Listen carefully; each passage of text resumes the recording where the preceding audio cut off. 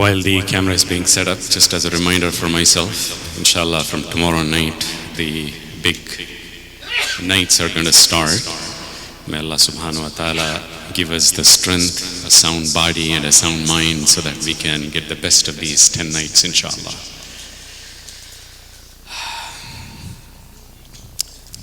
Now we are getting closer to the end. Inshallah.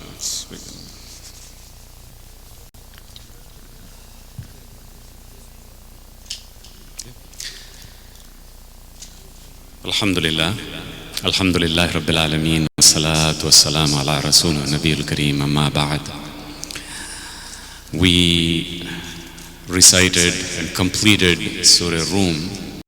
We also finished, we did Surah Saba, then we did after Saba Surah Fatir, Surah Yasin. Inshallah we'll do a little bit of Surah Safat and we will move on.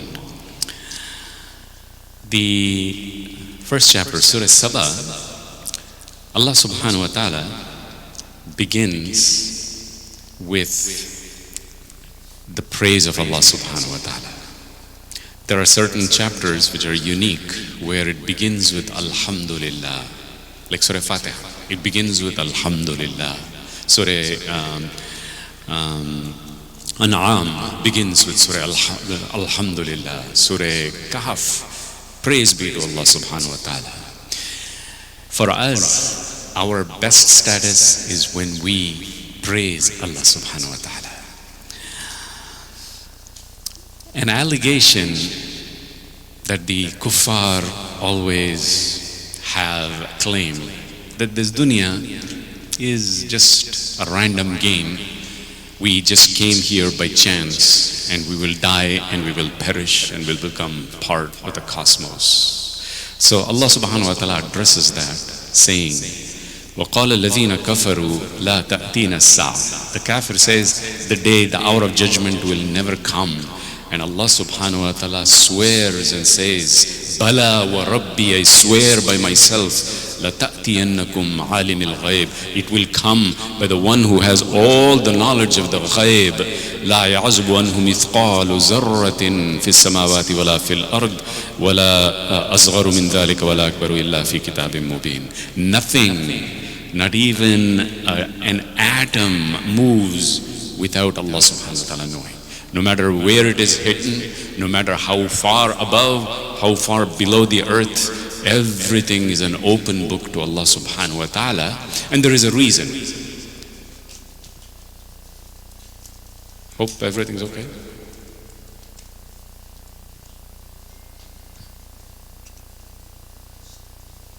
From the sister side,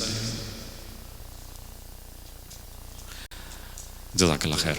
So there is a reason for the earth to exist. Allah subhanahu wa ta'ala says the very purpose, لِيَجْزِيَ الَّذِينَ آمَنُوا وَعَمِلُوا الصَّالِحَاتِ, so that Allah can reward the believers with whatever good deeds you're doing. This is the purpose. Not to give azab, not to punish, but to give. Allah subhanahu wa ta'ala wants to give, wants to encourage and bring the good out of the bad.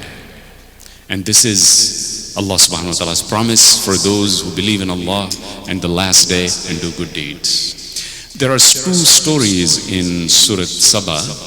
One is the story of Dawood and Sulaiman alayhi salatu wassalam. And the gist of the story is Allah had given them a lot beyond what humans can even comprehend. The power over the jinn, Allah had given them. The way to understand the birds, their languages, Allah had given them. And so much more.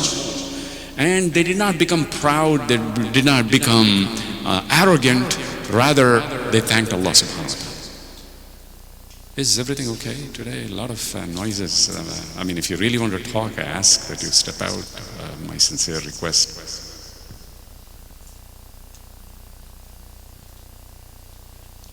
Today, I think there is a lot of... anyway, Bismillah. So, coming back to the story, so Dawood alayhi salam and Sulaiman alayhi salam were given extraordinary gifts. And yet, they would always praise Allah, thank Allah subhanahu wa ta'ala. And the opposite is the story of the people of Saba. Saba was a place, a town, and Allah had blessed them also. And Allah had blessed them with a lot. Plenty of gardens, plenty of food, and even trade. If they wanted to trade, in those days, remember, if you have to travel far, it was not like today where you can go. Sometimes people had to walk for miles, food and water stored. How far can you go? So Allah had made every rest areas, in today's language, everywhere. So your trade was easy. Allah made things very easy for them. So trade flowed, money flowed, food flowed, gardens were there, everything was there. And Allah says, eat, drink, and be thankful to Allah subhanahu wa ta'ala. Baldatun tayyibatun wa rabbun ghafoor. Clean, nice places, and Allah is most forgiving. But they said, man, there's no fun in this. It's too easy. Food is coming straight on the plate. That's no fun. So rather than being thankful to Allah subhanahu wa ta'ala, they said, Rabbana ba'id bayna asfarina. This is too easy. Make it a little hard. There's no fun. When you have too much on your plate, you lose the fun of eating, because you don't get the pleasure. I related, in my city where I grew up, I was told about a bunch of kids, very, very, very rich. And we would have tea at the local store, we all as kids, and these kids would come and say, hey, this tea is too local.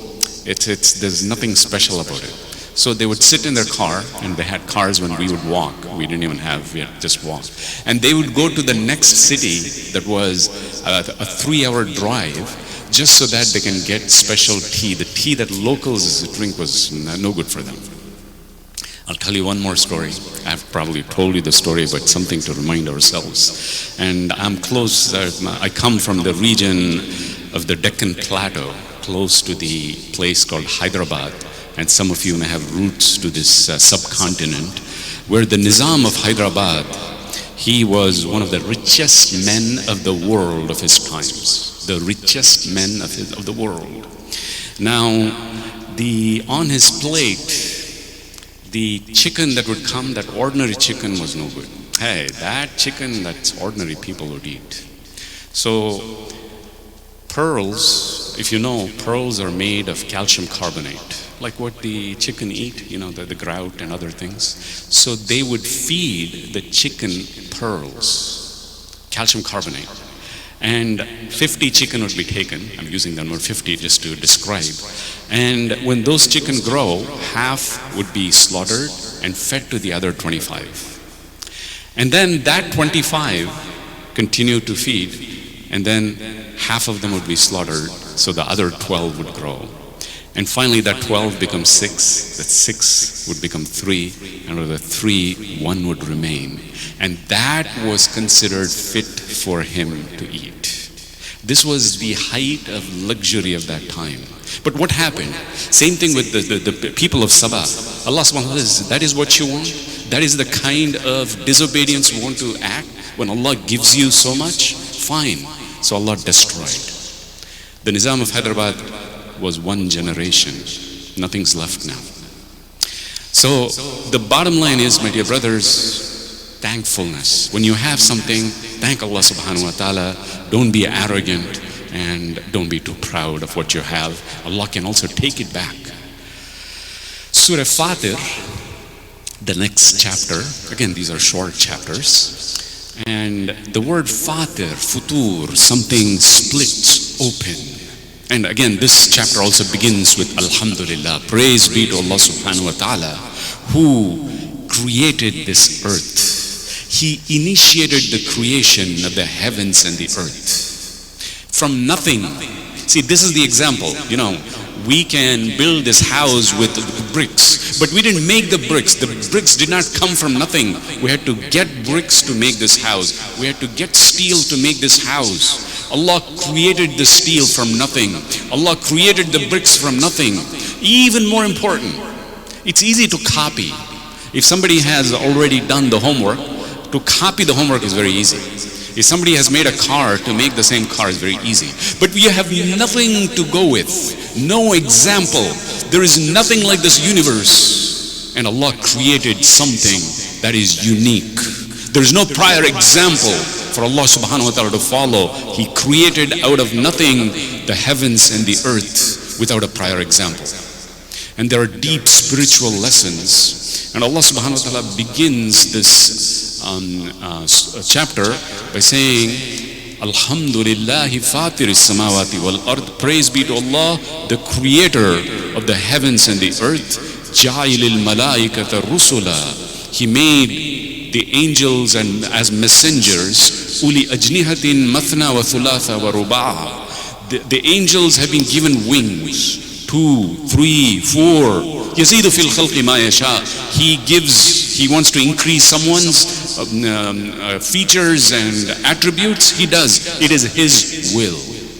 But what should we understand? You're getting a glimpse of the ghaib. What we see is what we can just see within our eyesight. What we feel is what we can touch or taste. Our faculties are very limited. There's a huge world around us that is completely hidden. Completely hidden. To give you some kind of a analogy, when light passes through glass, for light, it's blind to glass. In other words, the glass simply doesn't exist. The light just passes through.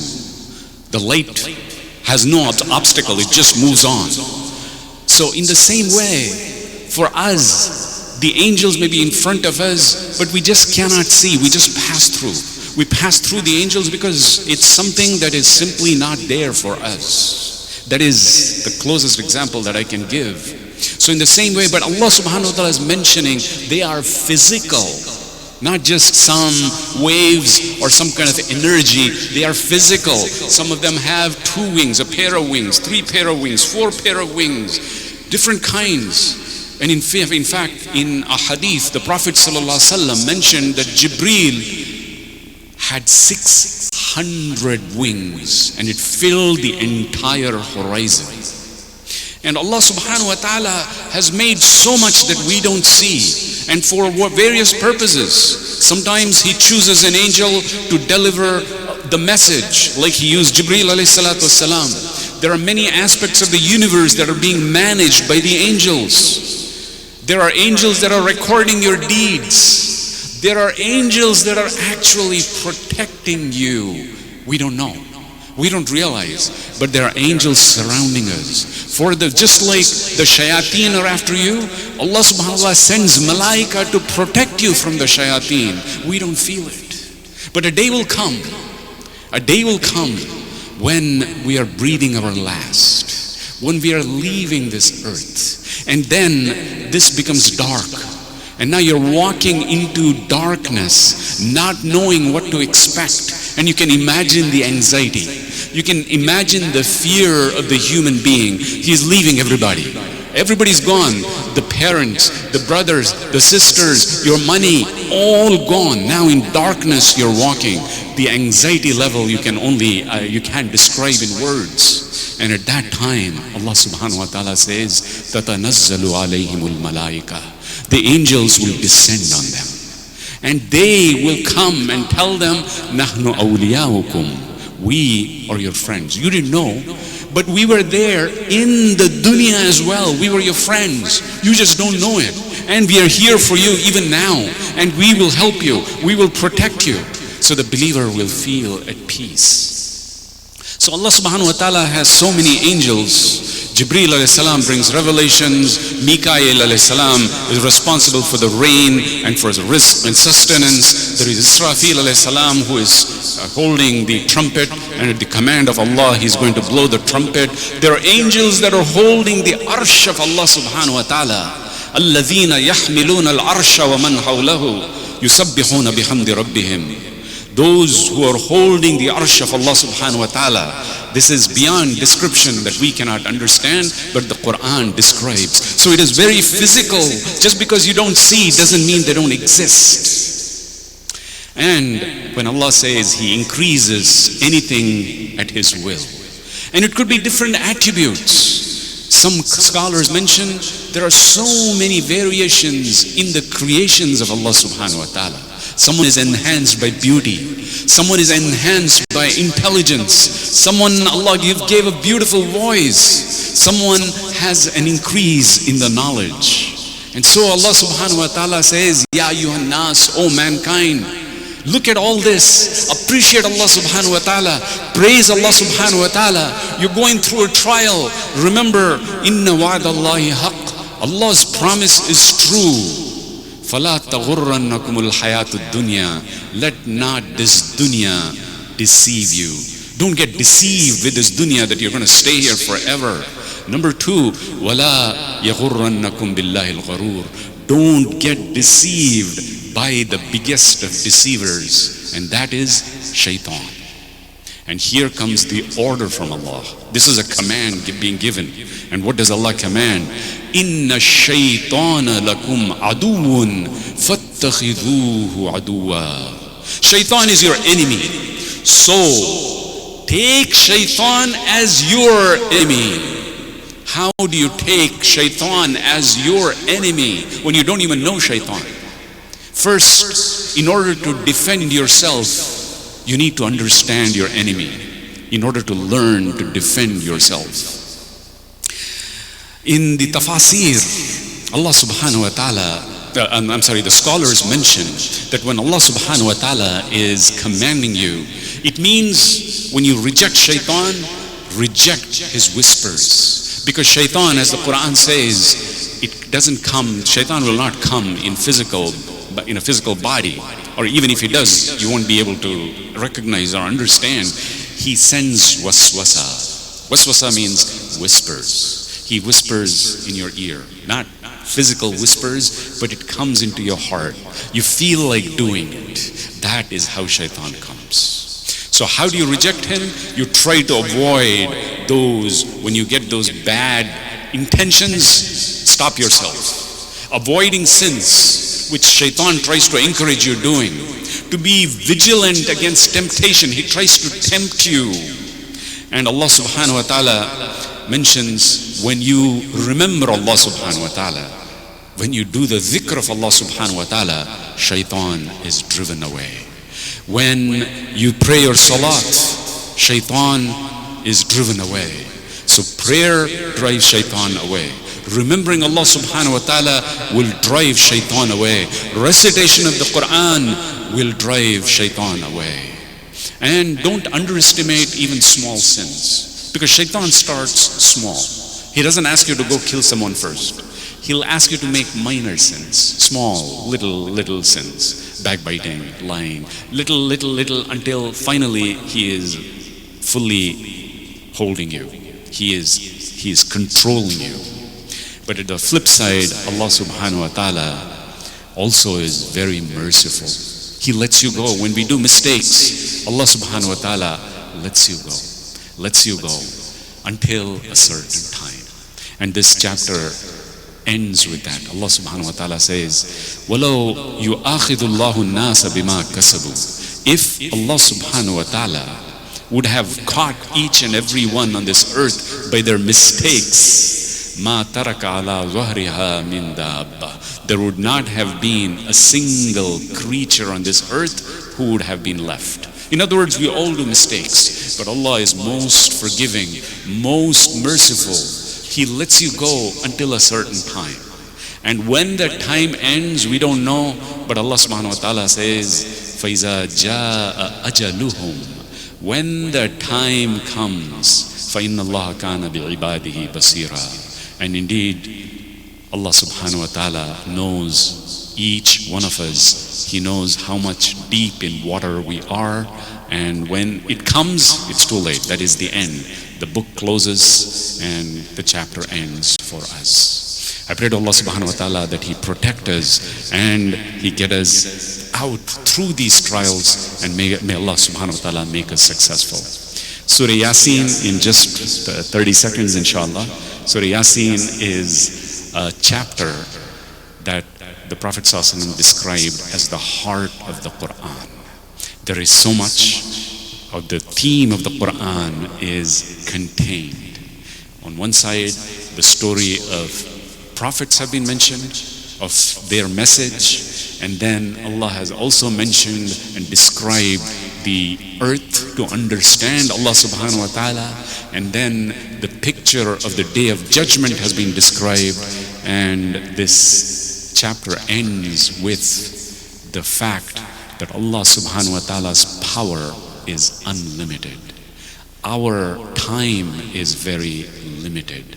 Our lives are also very limited. And Allah says, pay attention to the verses of Allah.